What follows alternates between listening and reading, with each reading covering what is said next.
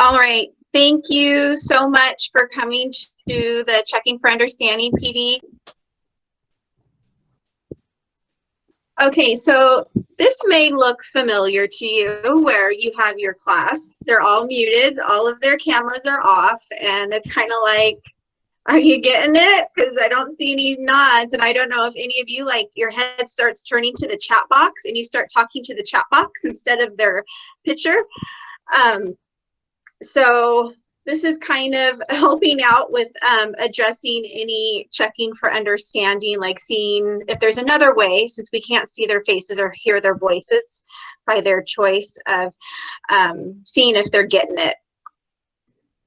We have different levels. So if you're looking for something, I just want something quick that I can apply immediately.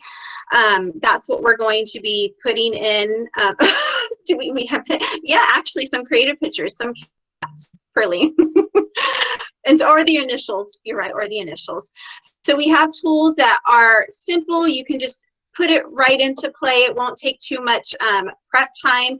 And then we also have some that are complex. So if you're looking for something that is simple, or if you're looking for something that's on the other end of the spectrum that is more complex, hopefully there'll be one of those tools for you.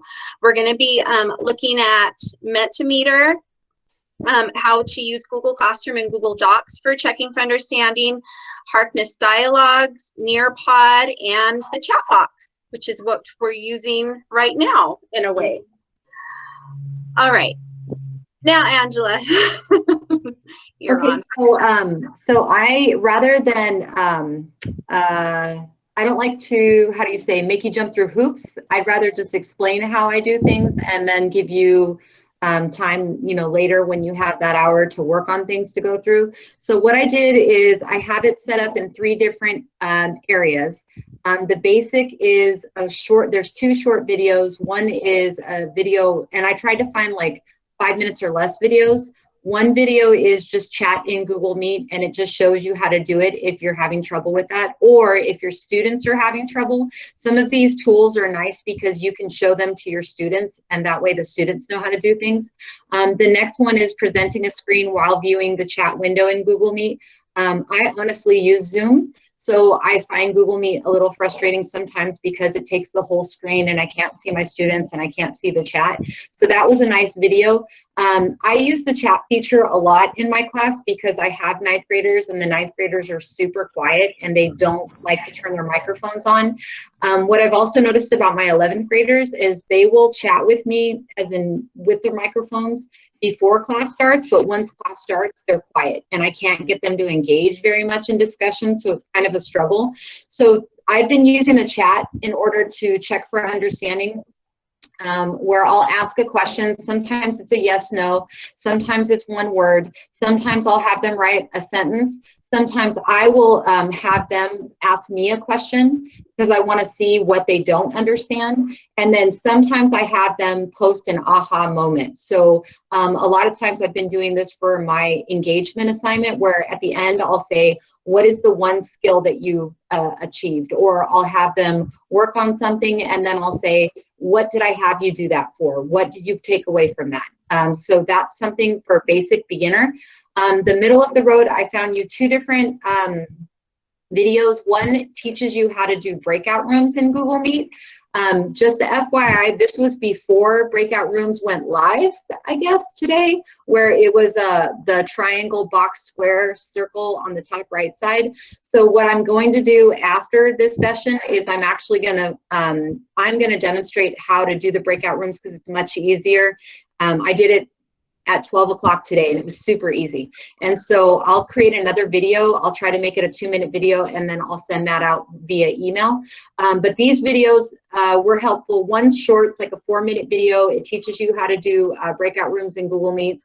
The other one is a longer video. It's about 11 minutes and it shows you also how to do breakout rooms and then post it to your Google Classroom and that kind of thing. So what I've been doing for the last couple weeks, about 2 or 3 weeks, is that I have been having my students go into breakout rooms, and I have them going into the small rooms where they can work together in discussion. They might be reading a passage, or they might be doing for lack of a better word, a worksheet, a graphic organizer that I have them do that with. You can have them open up a Google Doc and share the Google Doc with you, and they could be responding in the Google Docs while they're in the breakout rooms. Another way is to use the chat responses, same as the beginning types of questions. So I've been having my students go into breakout rooms. Even my freshmen, they'll go into the breakout room for like 20 minutes, 10 minutes, 15 minutes, and then I pull them back in. And then I use the chat feature to have them share out what they did in their groups. The higher level breakout rooms, this is what I've been actually doing the last week and a half. This is a little bit more skill set, like not just your students, but you, and it takes a little bit of time to set it up. So what I did is I used the breakout rooms for a set period of time. Like for instance, today with my English class, I did it for a 30-minute period or 20-minute period. And so I give them a skill that I want them to work on. The Monday they analyzed a passage and they had to pull out quotes, and then they had to make argument sentences explaining the quotes. And then I had them working on that together. Another time I had them practice writing a body paragraph. It was a reading quiz that I had them take.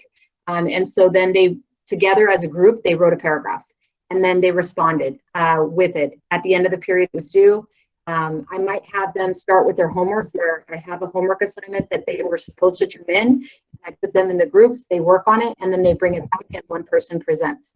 Again, this takes like 2 or 3 times. You have to set the groups up. Now I have set groups. Everybody is all in one group. They know their groups that they usually work with, so it's just a matter of them telling me these are the people in my group, and then I break them into groups. Producing a product and then coming back and sharing 2 things in a question. So this is, what are 2 things you learned from this, or what are 2 ideas you came up with, and what's a question that you have? And then you have them share it.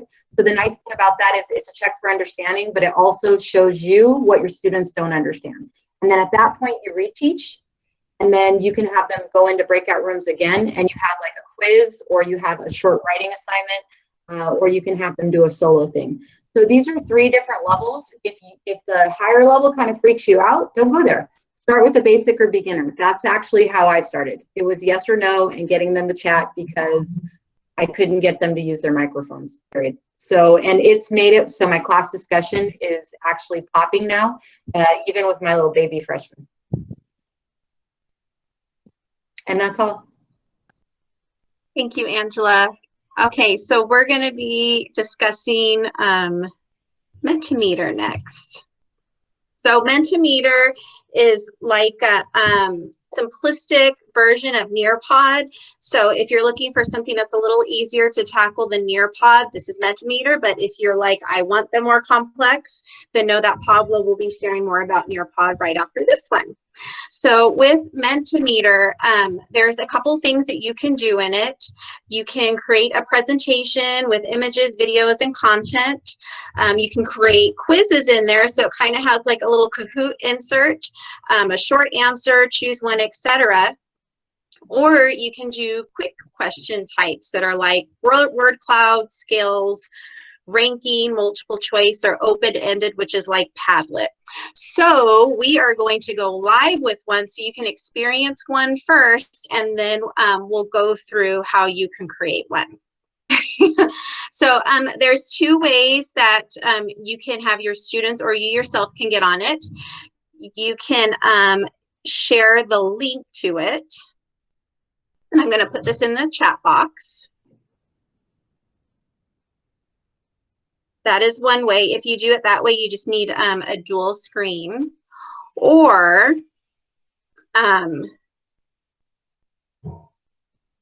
you can type in, go to menti.com and use this code to get on it. And somebody already loves it. Thank you for already loving it. 2 people love it. 3, 5. Oh my goodness. I feel the love. Okay, so I'll give a couple more, like a second for you to join it. Look at all this love, all of this love. I hope you feel the love, seeing all the hearts going too. Okay, so we're going to go through a couple of examples of what Mentimeter can do. So these are kind of random questions. My students are learning about D-Day right now. So some things relate to that, just as a heads up. Okay, so for voting, which beach did the Allies not invade on D-Day? Go ahead and put your answer in. Which beach did the Allies not invade on D-Day?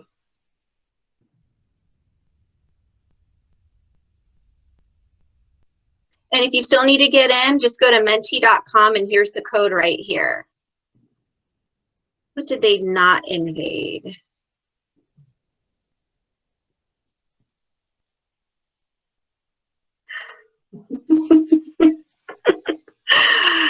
Thank you for coming from a history teacher that makes me laugh. Thank you. So yes, it was Venice Beach. So in Menti, you can put little gifts in it to kind of bring a little interest to it, and you can get a quick view of, are your students getting it? Did you just in Normandy. So if you, for example, were in history and you're teaching your students about World War II and D-Day, it could be a quick question that you put in there. Now I know, oh, okay, you know what? Most of the students got it. Yep, it did not happen on Venice Beach.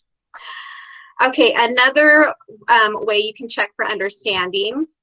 Now you should have something that pops up on your end for you to insert 3 words. Maybe you are teaching health and you want to learn, you want to see, okay, what are some things that you guys think of with health? So on your device, go ahead and type in 3 words that describe health.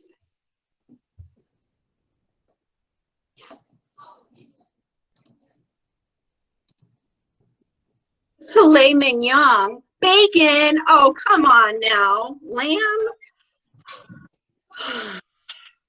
Of course. Okay, so what you can see here is if this was if your students were participating in this, the largest word is the one that was selected the most. So right now we see that fitness, and it's changing lives. So as you guys are entering in it, the word cloud changes. So we can see that exercise, diet, fitness, energy, if that's what you were looking for your students to get, then you know, you're like, hey, you guys are getting it. And none of you, your names aren't in here, so they can do it anonymously, and it just kind of gives you a fun way to check. It's just 1 word. You can change it 1 word to 3 words, whatever you would like. And I love, oh, dogs. I think dogs should be bigger. Vegan is small. That should be bigger. Leann, is there a way for us to know which kids are participating, or no, it's just a whatever? In some of them you can. There is a report that you can pull in it that will show you the students for some of the questions. Okay. Okay. All right, so let's try another one. And we are now going to a Kahoot style one. We have a burger in there. I'll give you a couple more seconds to join it if you weren't all the way in there. Okay, here comes the question. Get ready, get ready, get ready.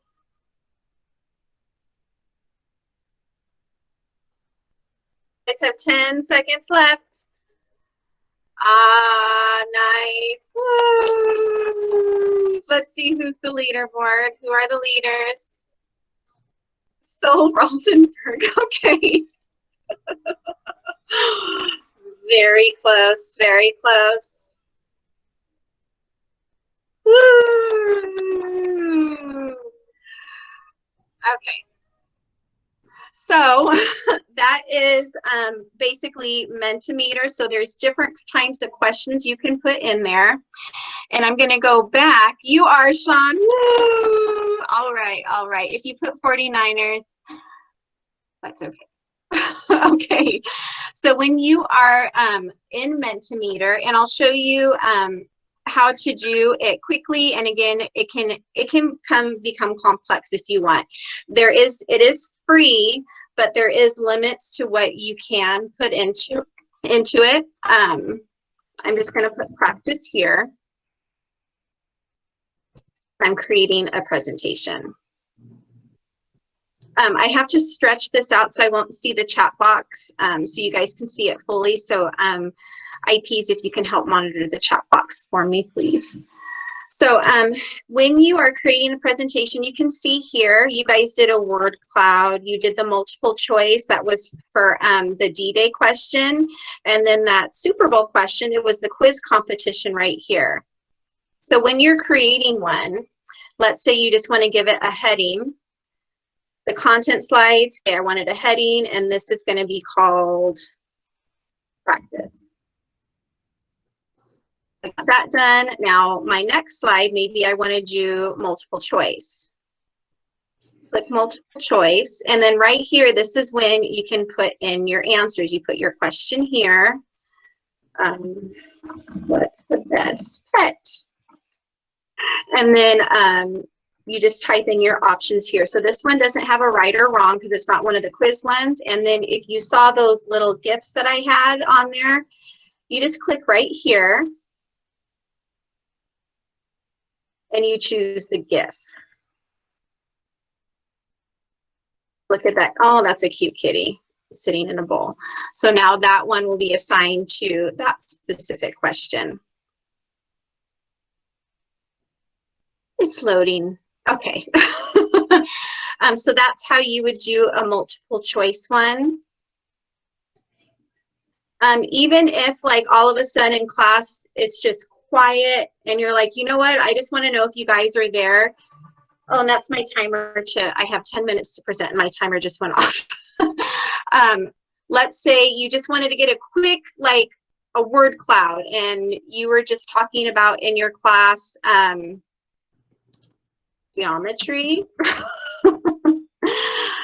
And you wanted to just quickly do a word cloud and what did you learn today? And then they could quickly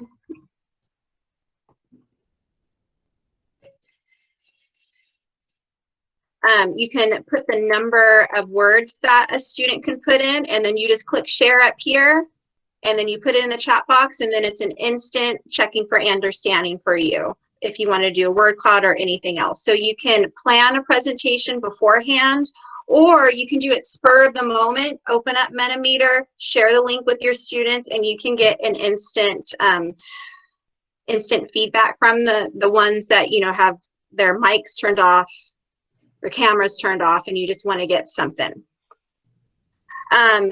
Ivan, Mentimeter, there is free versions. So the content slides, those are,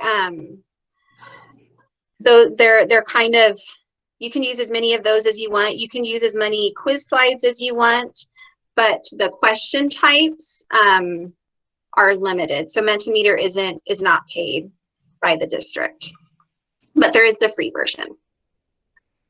So that is Mentimeter. If you have any questions about that, you're welcome to hang out at the end.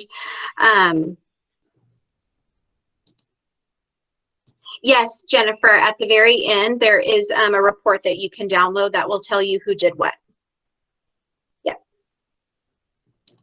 Okay, so this was kind of the simplistic version in a way of Nearpod.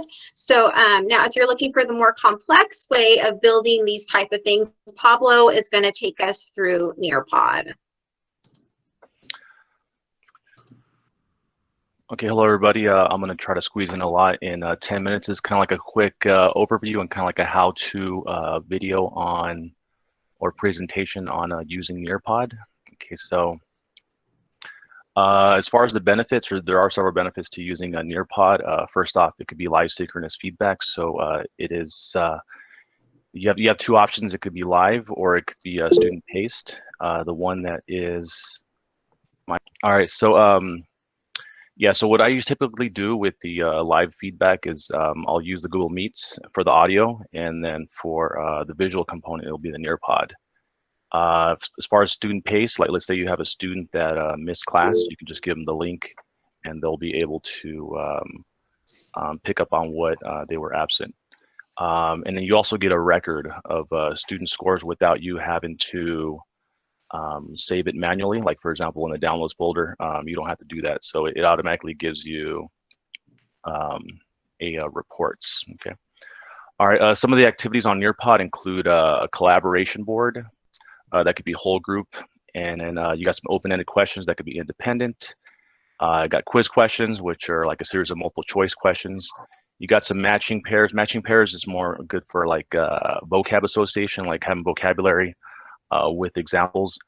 Time to climb is more of like a competition, kind of like a friendly competition, kind of like the one that Leann just had with the Super Bowl question.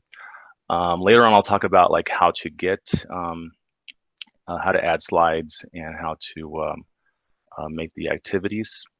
So one recommendation I have is I would say design a PowerPoint or Google Slides, and then make sure you have questions on there.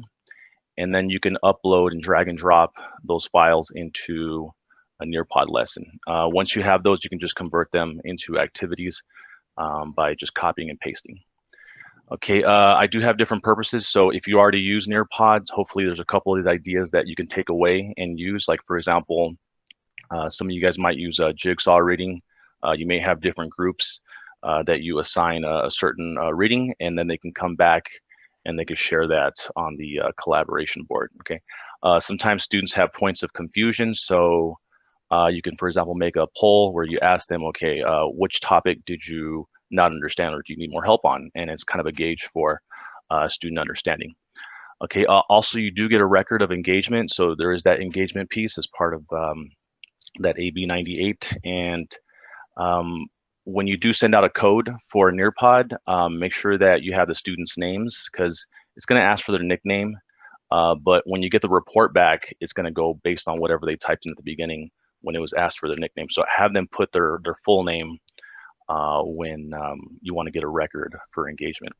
Okay, this is just kind of a sample collaboration board. What I usually do is I usually approve the messages that come in. So when you go to a collaboration board and you start the live lesson, it's going to ask you if you want to be able to moderate, and then you just click on yes, and then you'll see toward the bottom left, I'm just reading the comments as they come in. That way students don't see other students' answers right away. So I want to give students time to type in their answers and to not be pressured to put in their answers right away, and then also gives me a chance to just check for understanding. I can also say good job Jim, or good job Rick on your response, and I can give them feedback that way. Okay, as far as the quiz questions, it's a series of multiple choice questions, and pretty much live you see the questions, you see the answers coming in, the multiple choice responses. Green, of course, would be for correct, and then red would be for incorrect. And then when you're ready to share out the answers, you would click the share button, and then they would be able to see if they got the answer correct or incorrect. Okay, and then another sample that I use, that just to kind of reflect, last year we did a project on different compounds for chemistry. And so it was a project, and a bunch of slides were presented, and I had students fill in the blanks to make sure they understood what the expectations and the instructions were. So this is one way to give out a project and just to see if the students understand what it is you're looking for. Okay. All right. So right now I'm going to go live with just to show you how Nearpod is set up. And so go to nearpod.com. Every teacher has an account. When you send out a code, it would be under this part, under students. Okay. They would enter a code, but you as a teacher, you just log in. You log in with your Google account. Okay, my homepage is going to have the lessons that I've had up. Okay, if you haven't used Nearpod, it's going to be blank. However, there is a Nearpod library over to the left side, and also a school library if you want to upload some slides. Okay, typically to create a new one, I would go over to lessons, and then this is where you're going to add your activities. So add slide, and then there's the activity part. You got the time to climb. I tend to use open-ended and collaborate a lot. I sometimes use matching pairs and the quizzes. Okay. So just to kind of give you an idea, what I typically do, so I would have my PowerPoint as an example. Okay, and then I would go ahead and drag and drop it in there. Okay. It would take a little bit of time, but I could show you a sample that is already up there, which I've already designed. And that would be this one right here.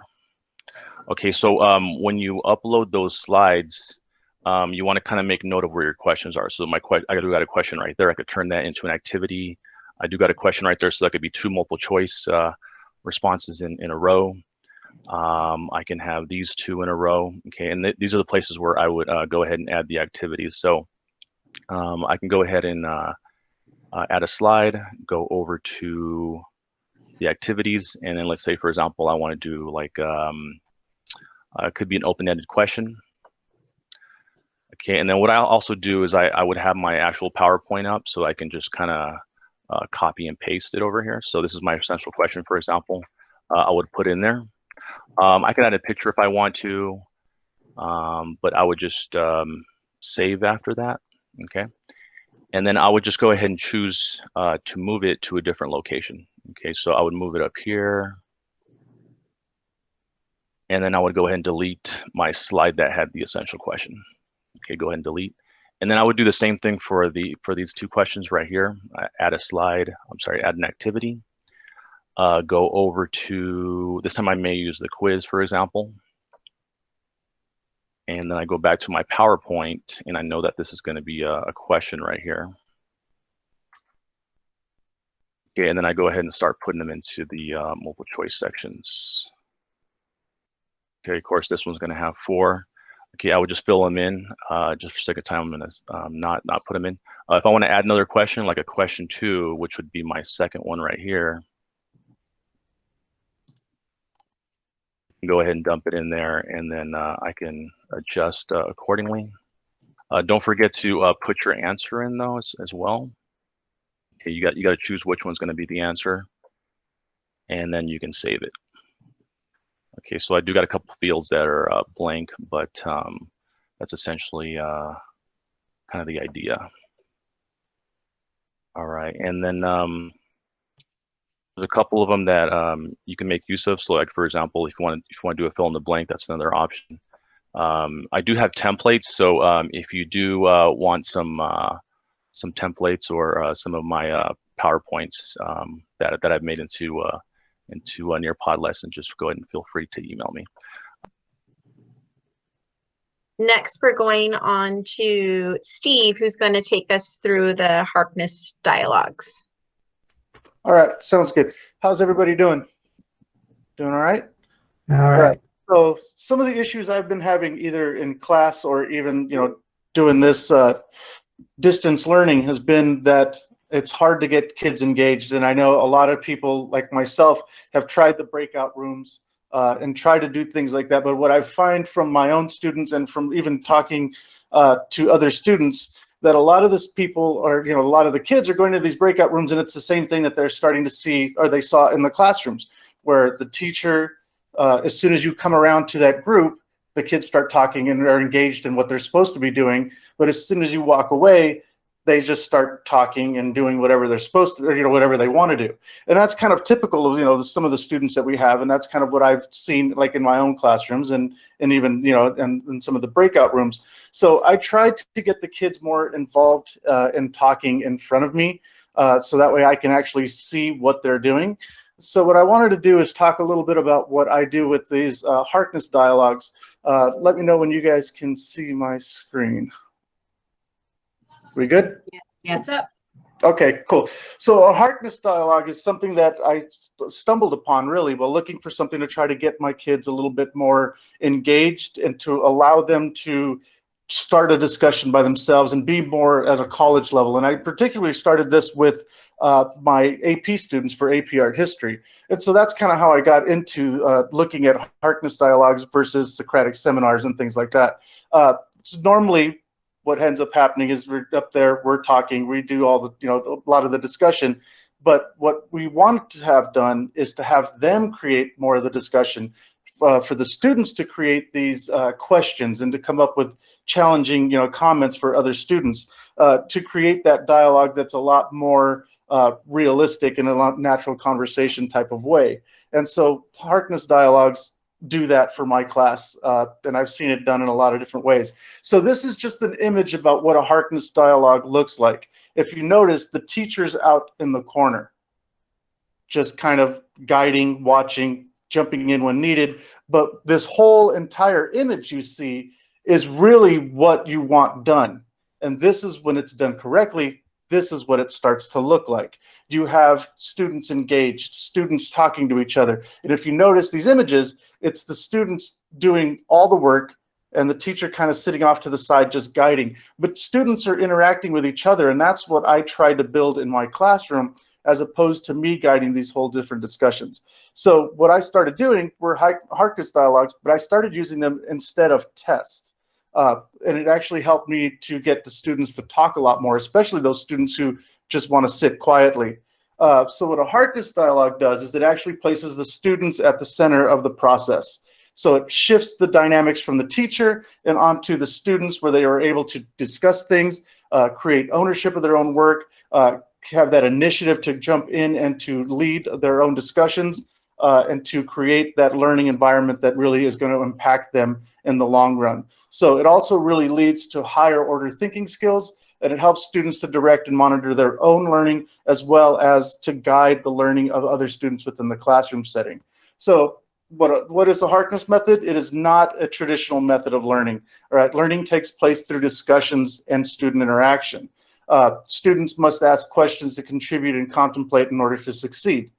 It can be used in any subject matter, and again, this is not a Socratic seminar. Usually in a Socratic seminar, you have this teacher that comes to the class with a lot of questions that they've already kind of come up with to kind of guide the instruction and the learning. But with a Harkness dialogue, it is really the students who come to the class. So students don't need to know how to learn, they really don't know how to learn. So this allows them to go into these different things of critical thinking, listening skills, articulation, and it allows them to kind of be their own guide and to trust their own selves when it comes to learning. So what Harkness is not, again, it is not a Socratic seminar. It will have a Socratic teaching environment. It'll have questions, it'll have ideas, comments, intensive critical thinking and engagement, but it is not necessarily a Socratic seminar. What I usually do is I assign the material the night before, or I just give them questions like overarching questions, like essential questions. And this is where it's nice to work with avid teachers to kind of create some of these essential questions for your material, so that way the students can have some sort of guide when they start to go through the work. Optional way of doing things, you can have students that are appointed roles. I don't do this because I just want them to kind of talk all together as a group. And so as they start to do this, it is a great way to checking for understanding, because you can see where they're going with their questions. You can see them getting engaged, and this is a great way of just having them discuss things all together. So these are the roles. I just put this slide in here just so in case you guys wanted to use it later, you can actually have people do these roles later. But again, I just have them discuss everything all together. So here are some ways that you can add have students add to the conversation. A lot of the students will come with some of their questions already, but they can give opinions. They can present evidence for either a text or an image, in my case for art history. They can make a connection between different works or different literary pieces. They can interpret a work of art, a passage or a quote, and they can just start asking questions. So they restart a discussion, they analyze the material, they respond in different ways. It allows people to see other points of views, which is really nice, because not everything that we think, sometimes we think a certain way, but other students just kind of have a different way of looking at things. And it's really nice to be able to see that. And so this is one of the reasons I do it. Just so you guys get an understanding of how I do it, for AP Art History, this is the scoring guide that I use.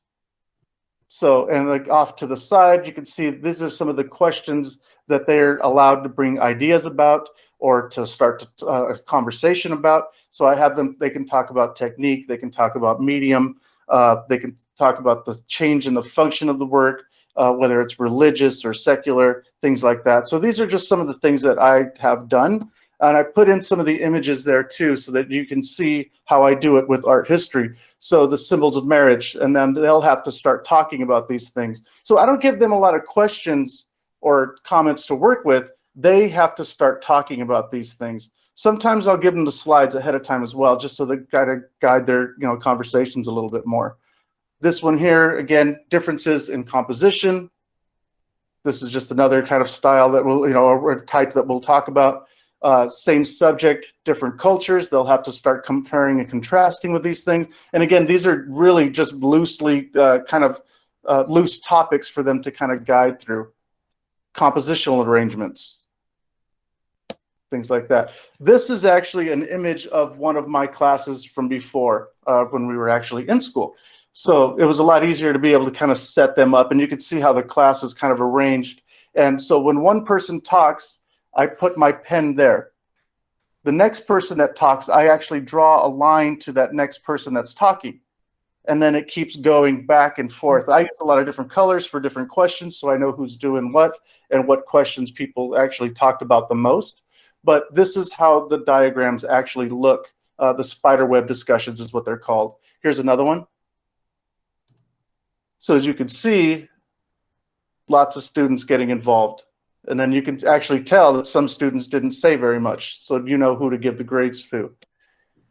This is what I ended up doing now for doing this kind of online. So I still have the pictures of all the kids, obviously, with their names next to them on Google Meet. But now I just actually have a printout like this, and I will draw lines back and forth to those students' names. So what this does is it allows your mind to explore and learn rather than just accept. And that's what I liked about it. And then also for the PowerPoint, I put in some web links that I wanted to share with you guys so that you guys can see these. So you will have access to that later. One of the things I did want to share, though, is actually a little video about, it's actually really short. I wanted to share that video, and it shows you how to go about doing these, basically Harkness Dialogues. I'm going to mute my mic so that way it doesn't have any feedback. So here you go. Is there somebody in the room that's got a burning question they'd like to start with? How do you think this changed Joshua's perspective? So discussion mapping is a way to give students a visual for the discussion that has taken place in real time. This discussion technique allows them to be able to think deeply and from several perspectives. So the first thing I do is introduce a topic that I want students to focus on. The discussion for today should be... It's entirely up to the students to keep the discussion moving. What do you guys think was the clear... In the meantime, I'm mapping that discussion. I put students on a sheet of paper, and then I literally use a pen and trace from one voice to the other. Her biggest action was getting on the train. So after discussion, I show students the map. Take a look at what you accomplished. And then I ask them to debrief. Write down what went well and what needs to change for next time. What does the map show us about how well we talk, how well we listen? They can see their improvement in a very real, visible way.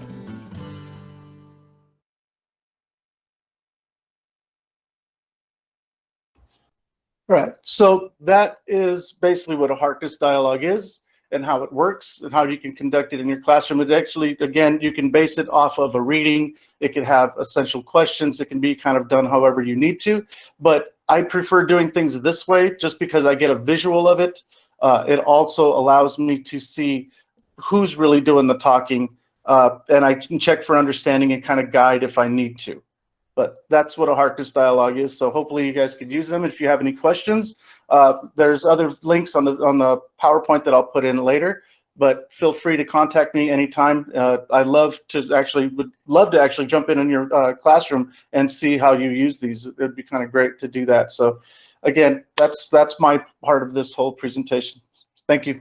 I guess it's up to me now to present. And we're going to be doing checking for understanding using Google Classroom, access to look at the Google Drive, and or using the Student Work tab. And then we're going to do a way we can select students randomly using wheelofnames.com.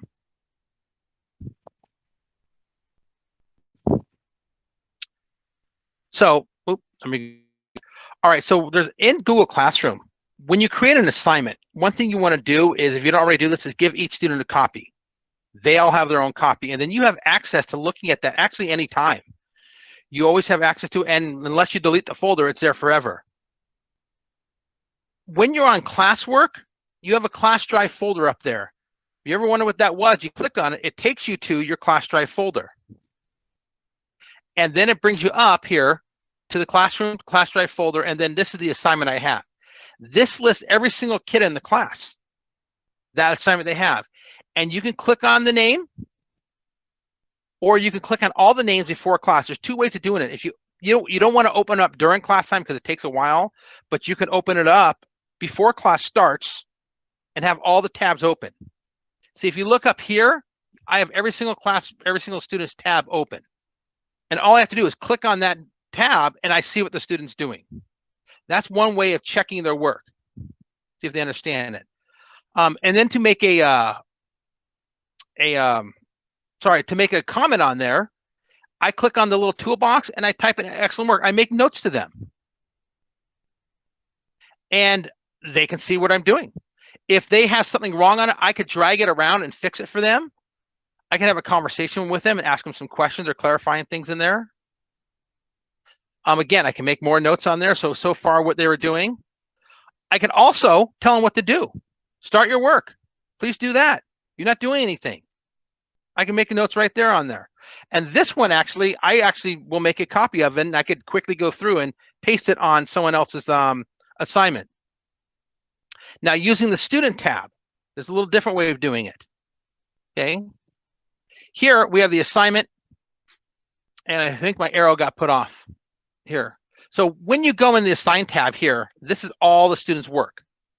You just got to open up one. You can open up one, you can click on whatever one you want. But once you open it, okay, you can give them information. Also here, you can add a private comment.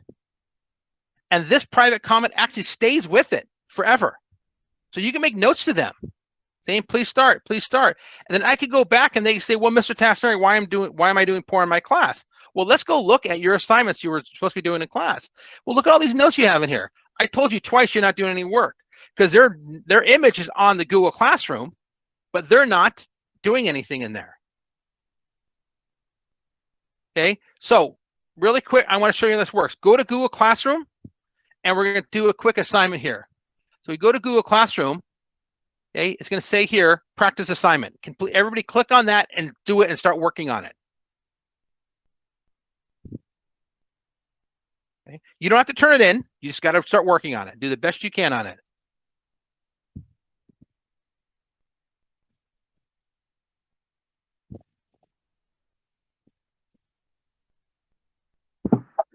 The one about Hawaii and the Philippines, that one?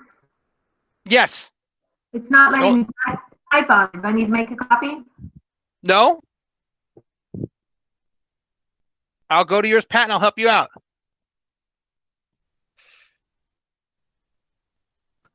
So I know it's loading a little bit slow, but one thing you might want to do is you might want to go to the view tablet and make it a little bit smaller, because then you can see what you want to drag around. Pat, did you see I just moved one of yours for you? So the idea on this is that as you go through and the kids are working on it, you can type notes to them. Okay, so what you guys want to do for those you can't get it to work,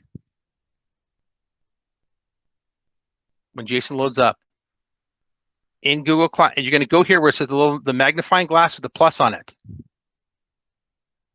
The zoom, you're going to hit arrow down and you're going to make it 100%. And that's to make your screen smaller. So on the sides, you should be able to move things around. So once again, you're going to go to the magnifying glass, the zoom, and arrow down and make it 100%.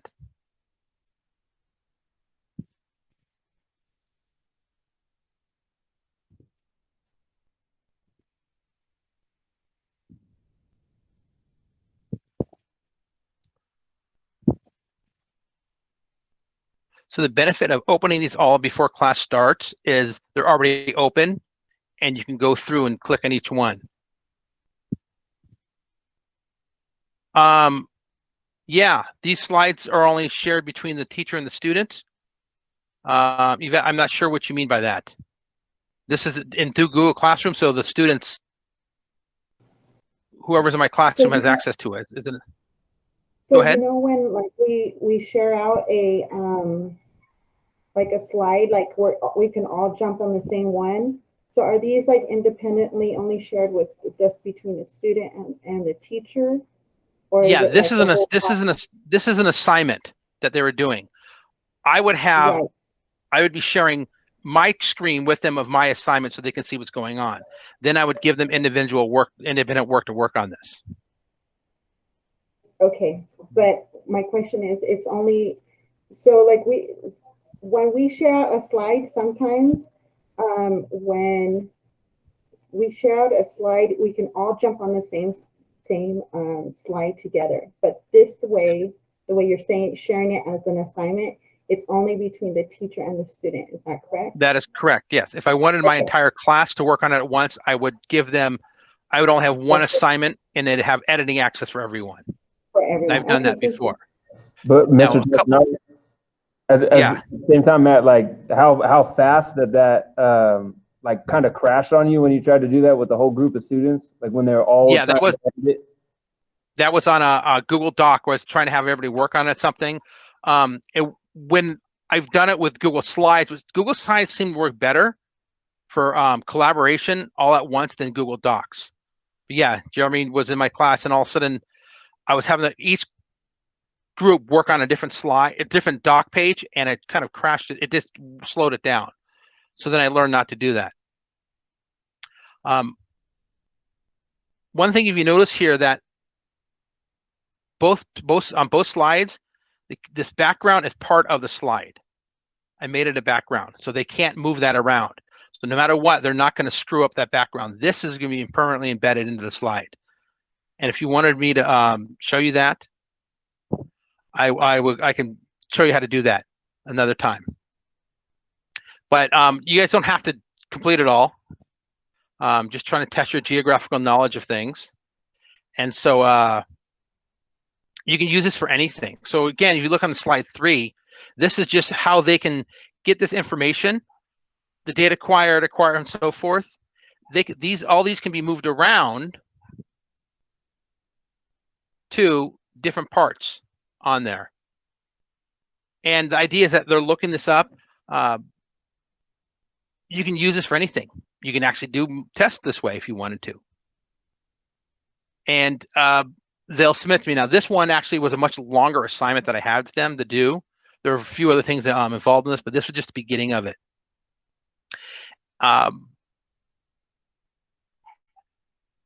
Finally, what I want to do is I want to show you guys, we are taking any questions. I want to show you guys wheel of names and how to select people. This is pretty cool because the students, they do not question when their name comes up because it's all random. So when you click on wheel of names, I'm going to bring this one over because I already have it done. From the roster. And when you click on it,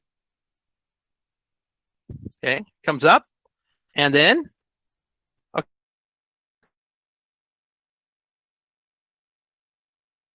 okay.